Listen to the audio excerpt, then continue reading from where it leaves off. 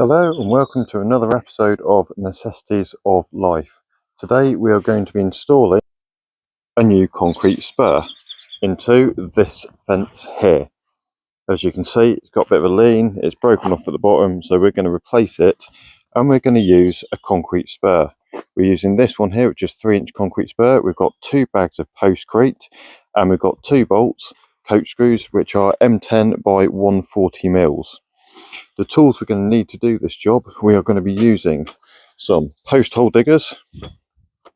We've got a spirit level there, we've got a spade, and we've got a root breaker, which we use to basically get big chunks of concrete out. We have our watering can, and we've got a couple of tamping sticks.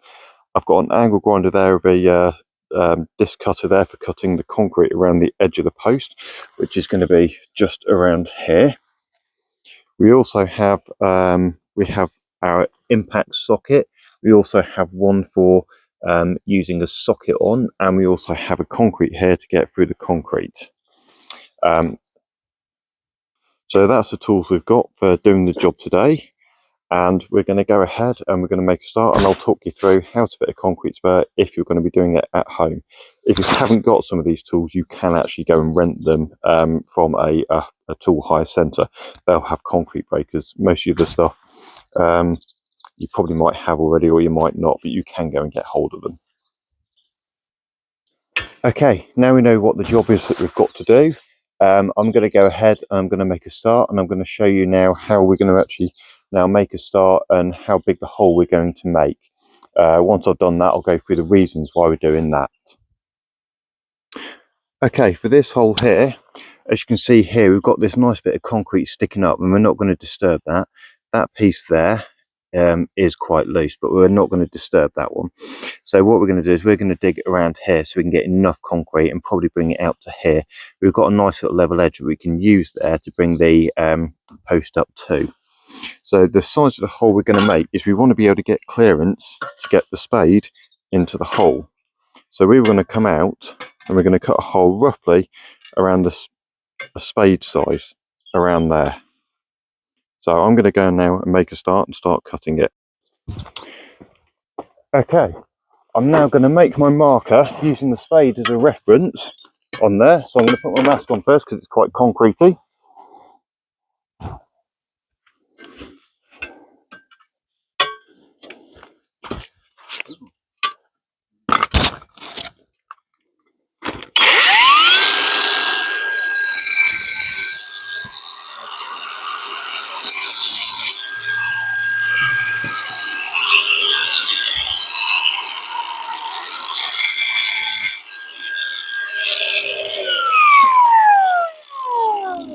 Okay, now I have my markers in of where I'm going to grind.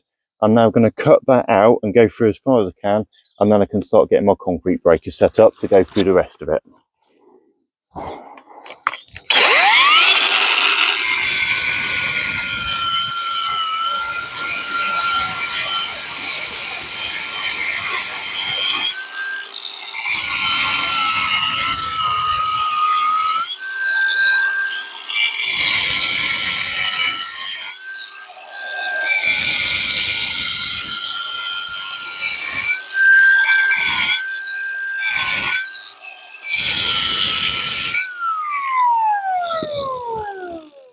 Okay, now I have all my first cuts in. The next thing I'm going to do is I'm going to cut down now through the grinder as deep as I can get it. Okay, now I've used my grinder to get down so far. I've used my grinder to go in and break the surface up so we don't split any more of the concrete around it.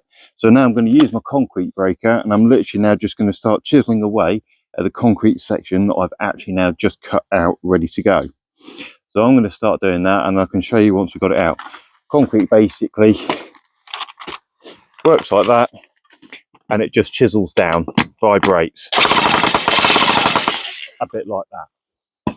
So now I'm going to go ahead. You can, if you haven't got a concrete breaker, but you have got an SDS drill, you can use an SDS with a chisel function, and that will do it. It'll take a bit longer, but it does work just as well.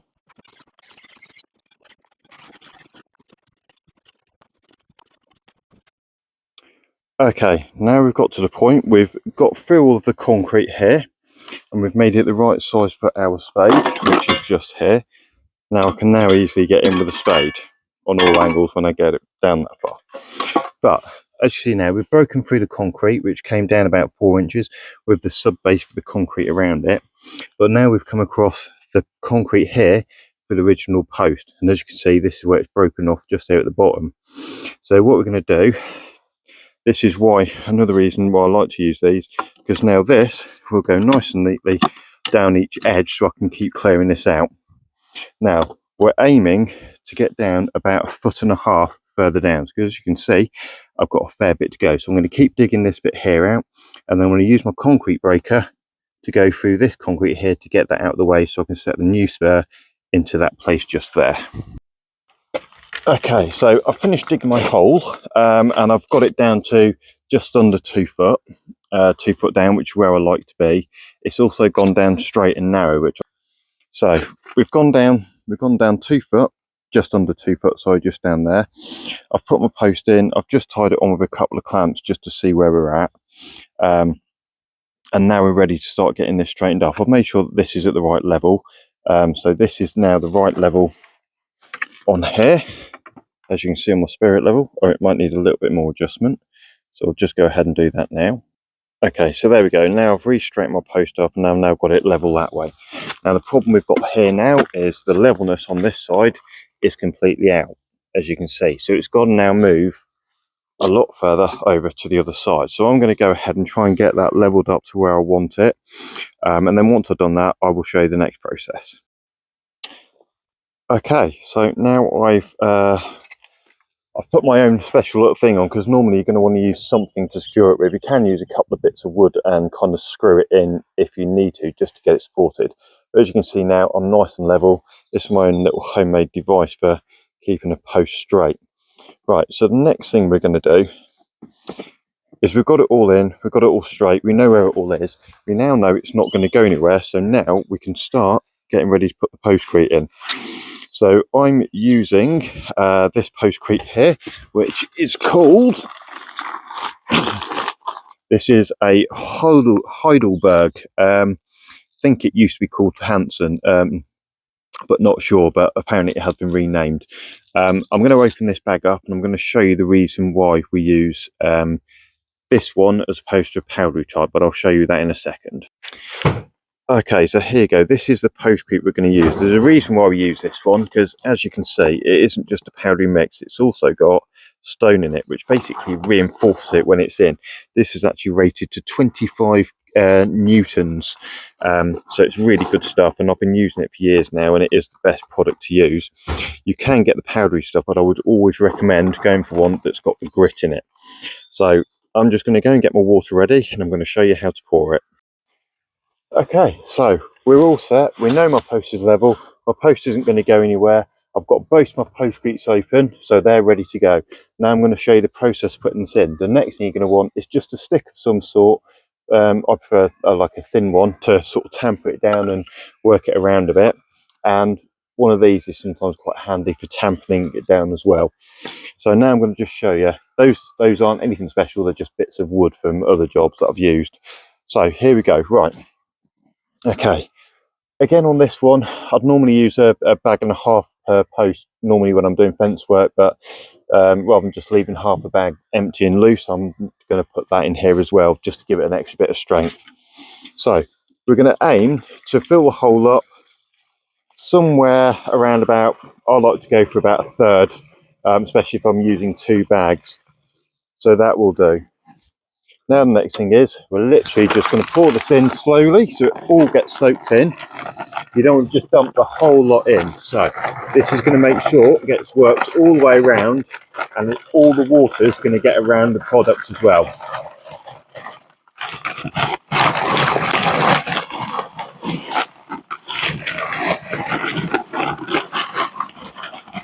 Okay, so now my first bag's in. I'm going to get the dust out of the way, and I'm just going to start moving it around, even make sure it's all worked around the back of the post as well, because there's a tiny gap behind the post. There we go. Right, that's now nicely worked in. and all the way down, and now I can start getting my second bag in. If you're using just one bag, you don't need even quarter of the hole filled up. If you're using a bag and a half, you normally only need about a quarter full water, and you can always add more water to it later.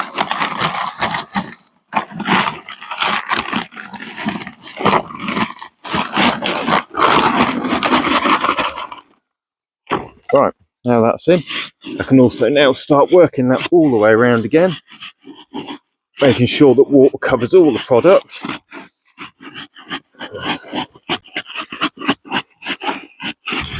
Making sure it's nicely pushed down the back. Right.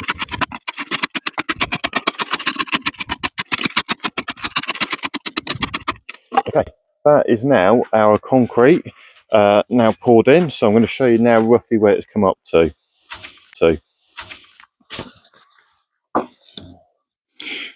Right, there you go. As you can see, my concrete's in, it's worked all the way around the post, and it's already starting to go off. What we need to do now is probably leave this about 5 minutes or so before we can start working it and filling the rest of the hole up. Okay, so now we've let it go off for quite a while, we're now going to attach these. Now, because we've got good wood, yes, it's rotten at the bottom where it's broken off, but this is still good wood up here, so we're now going to attach these into here. You can use, because they're these are M10s, so they use a it's actually a 17mm socket, so I've got the wrong one out, so I'm just going to get the right one here.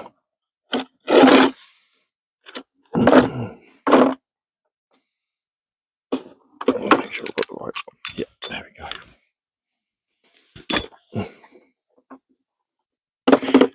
Okay, so yeah, these use a 17mm socket. You can use the normal hand ratchet to do this, but I find it quicker because I do quite a lot of them. I'm going to use my impact gun here, and all I'm going to do is now just wind these in. That's it, that's that one, and then this one.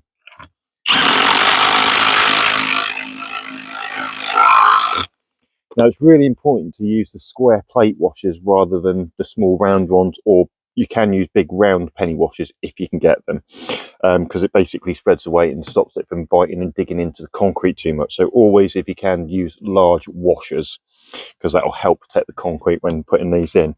So now what we can do is we can now get rid of my clamps, because it's all held. And we can now take off my bracket that I put on to hold my post in place.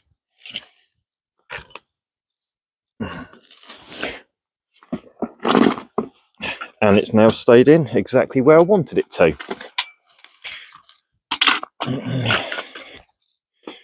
Next thing to do is we're going to fill this back up. We're going to now backfill this just to bring it back up to level. I'm not going to do it today. I am going to backfill it, but on another day I'm going to come back and I'm going to put some concrete in here just to match it up around here.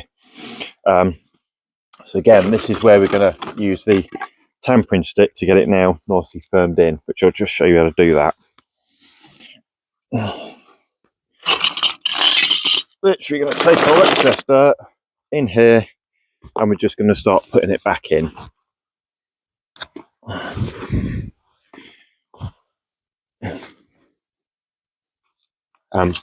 We're going to use this now just to squash it so it's nice and tightly packed in all the way around it. Okay, so there we go. It's now nicely fitted in, it's upright, it's solid, and that's not now going to go anywhere. And that's a successful installation of a concrete spur. This is another episode of Necessities of Life. Hope to see you in the next episode, where we'll hopefully be constructing a gate for you. Thank you very much. Goodbye.